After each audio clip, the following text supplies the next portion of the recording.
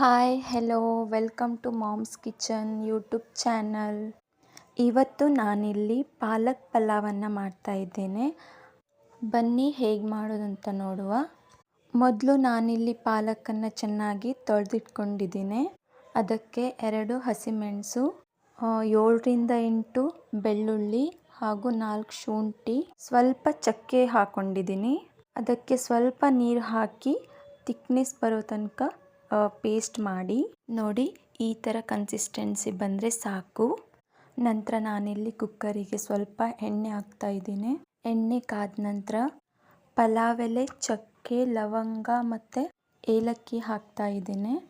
ಮತ್ತು ಅದರಲ್ಲಿ 7ರಿಂದ 8 ಕ್ಯಾಶು ಹಾಕ್ತಾ ಇದ್ದೇನೆ. ನಂತರ ಸ್ವಲ್ಪ ಈರುಳ್ಳಿ ಹಾಕಿ ಚೆನ್ನಾಗಿ ಫ್ರೈ ಮಾಡ್ಕೊಳ್ಳಿ. ಈರುಳ್ಳಿಯ ಹಸಿ ವಾಸನೆ ಹೋಗೋ ತನಕ ಚೆನ್ನಾಗಿ ಫ್ರೈ ಮಾಡ್ಕೊಳ್ಳಿ. ನಂತರ ನಾನಿಲ್ಲಿ ಹೂಕೋಸು ಹಾಗೂ ಕ್ಯಾರೆಟನ್ನು ತಗೊಂಡಿದ್ದೀನಿ.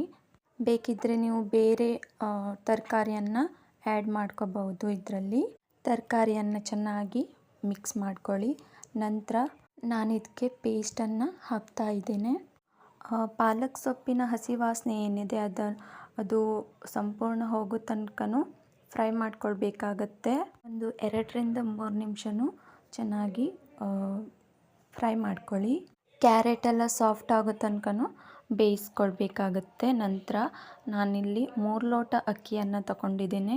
ನಿಮಗೆ ಎಷ್ಟು ಕ್ವಾಂಟಿಟಿಯಲ್ಲಿ ಬೇಕೋ ಅಷ್ಟನ್ನು ಹಾಕೋಬಹುದು ನೀವು.